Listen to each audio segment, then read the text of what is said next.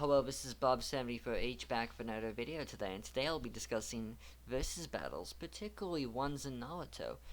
And today's topic will be Sasori versus Rasa. More specifically, the third Kazekage versus Rasa. So, one would like to say the statements by the third Kazekage, or about him, would easily make this battle a stump, which is incorrect though, as we know by feats, Rasa is much stronger. So, as an example, while Rasa was able to fight evenly with Warwick Gaara, and was able to down Shukaku, we know that Sasori on his own has no chance against Gaara. We know this for two reasons, in fact. We know that A, his contemporary and partner in the Akatsuki, Deidara, stood no chance against Gaara, and Gaara at that point was weaker than his father. And another thing is that you could say, well, but Deidara beat him. Well, that is true. Deidara did beat him. But that statement blatantly ignores a lot of context and a lot of information surrounding that fight. So first off, Gaara was weakened because he wasn't able to use his full power, obviously, because, well, he's in his village. He's not going to want to destroy his village. So he's not going to go full power because he's in his home. He's restrained, rather.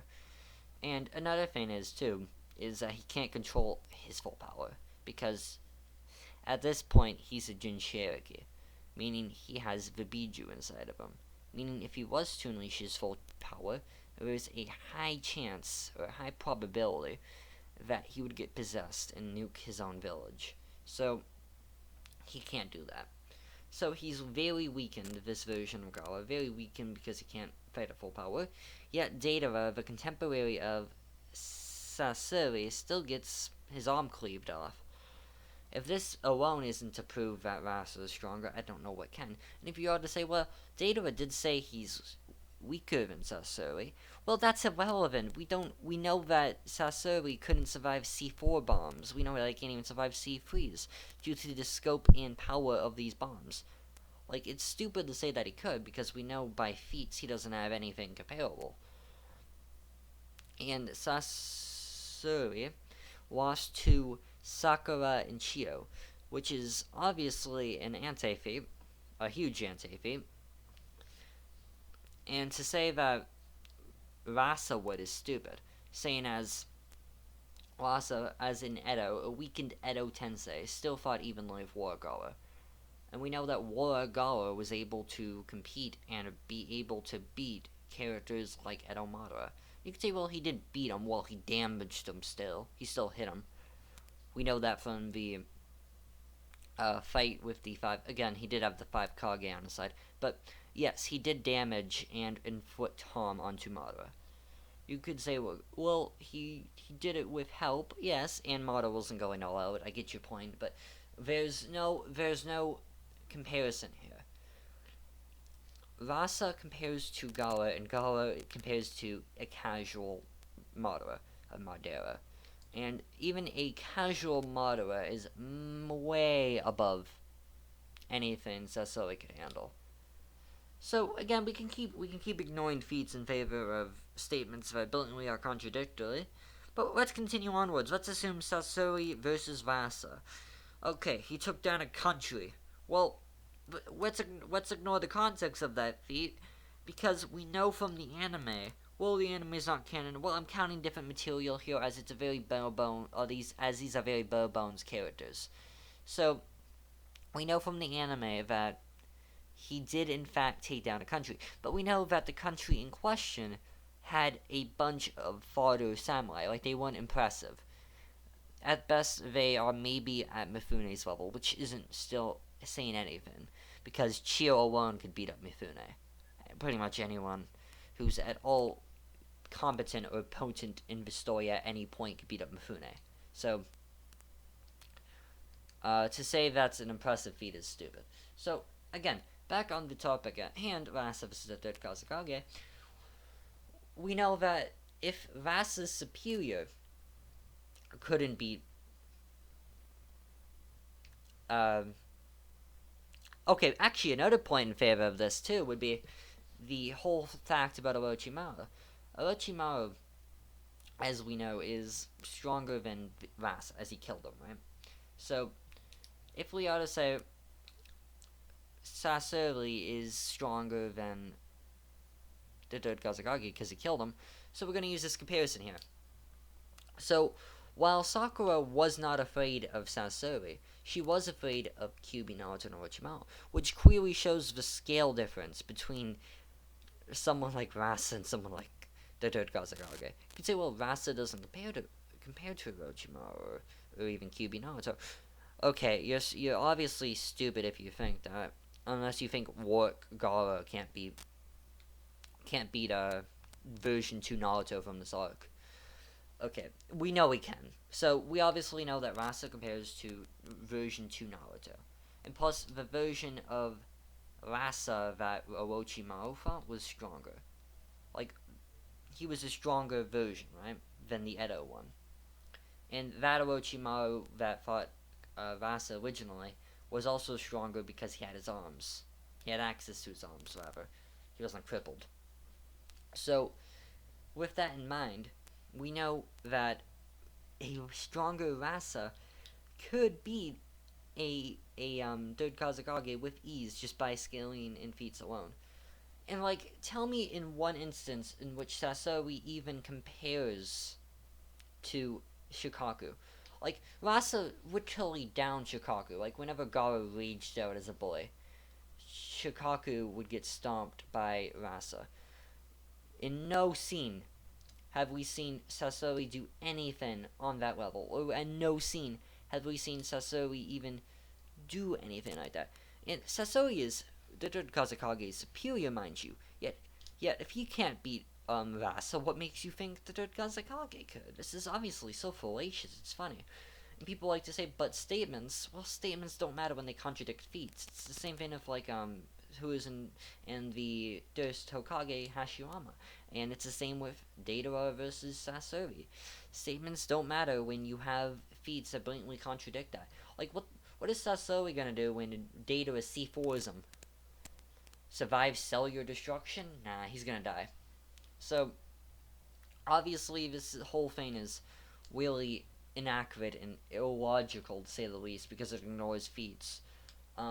We could say but statements. Well, if we're going to go with the but statements argument, we know Rasa beat Shukaku, so you already lost there. Another thing too is I only apply statements when they're reasonable or within the bounds of the story. Like, if you can reasonably say that this event does make sense for the character, then yeah, I would agree with that statement as it's consistent with the showcase scenes and feats presented. Like, obviously, if Kabuto, Yakushiki, I think that's how it's pronounced, his last name, but he's equal to Part 1 Kakashi. And Orochimaru was confident he could beat Sasori. He was confident Part 1 Kakashi could beat Sasori. You could say, well, they're not the same character, but I'm using power tiers here, so yeah, they're the same character in terms of level. So, if Part 1 Kabuto could beat Rasa, then, I mean not Rasa, the third Kazekage, then so could Rasa.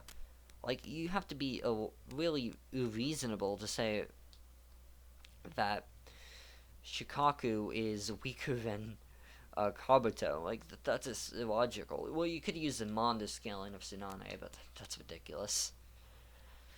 So, like I was saying about the argument at hand is it's just illogical. It ignores bait and feats and showcasings on screen. And another point in favor of the position that I'm taking is that Kabuto in the war arc chose to revive the third Kazekage, and Rasa and not the third Kazekage. So if the third Kazekage is indeed the stronger Kazekage here, then why would he revive Rasa? And I know that there's a narrative reason as to why Rasa was revived. It's because there was a scene with Gaara that was needed for his character. I get it. I get the, like, character writing perspective, but I'm going off of in story or in narrative perspective. Kabuto, as he's trying to win this war, right? From his perspective, wouldn't it be more logical to revive, I don't know, the third Kazekage, who's apparently stronger? Why didn't he do that? If he's so much stronger, when he revived the stronger Kazekage, he was able to revive older Kazekages with probably less DNA. So don't use that argument of, well, he didn't have the DNA. Well, that's stupid. We know that it was probably very hard to find older DNA for like the second Mizukage Gengetsu. So to say that it would be a reasonable expectation to say he could find the third Kazekage's DNA is pretty plausible. Saying as he was able to find DNA for other very old fighters who are around 80 at this point. Like, you have to think the third Hokage, he was a kid when the this Hokage was ruling. Yeah, he in series is like 80. He's like 80 in series. So you have to think these guys are like 100 plus years old. Like, their DNA is dead, all things considered. Yet he's still able to find like actual feasible DNA, which is amazing. An amazing feat to say the least. Again, that's to say you're applying real life science. But anyways, like I was saying, it's to say that it applies in every circumstance, which is obviously illogical in a lot of senses. But like I was saying about the whole Sasori versus third Kazekage scale is this train of thought just makes no sense. Like, you can't say, well, he beat him because he was weakened or something like that. Like, this Sasori wasn't even the same one who fought Sasori and, the Sasori who fought the third Kazekage wasn't even the same one who fought Sakura and Chio. He was weaker. He didn't even have the third Kazekage puppet at that point. He just had Hiroko and some random puppets, and he beat him. So, yeah, it is fair to say that Rasa would win. When the third Kazekage can get down by a Sasori who doesn't even have decent puppets, like, and it's the same thing. Like, if he doesn't have any decent tools, and he could beat the third, then there's no chance he has against the fourth with his superior feats and scaling. Anyways, I hope you enjoyed this tangent and or kind of talk about the versus battles, I guess, of Naruto. And if you enjoyed the video, please feel free to share it around, or maybe tell your friends about some conclusion you came to by watching this video. And if you enjoy, please feel free to make a like or debate me in the comments. Thank you, and have a great day.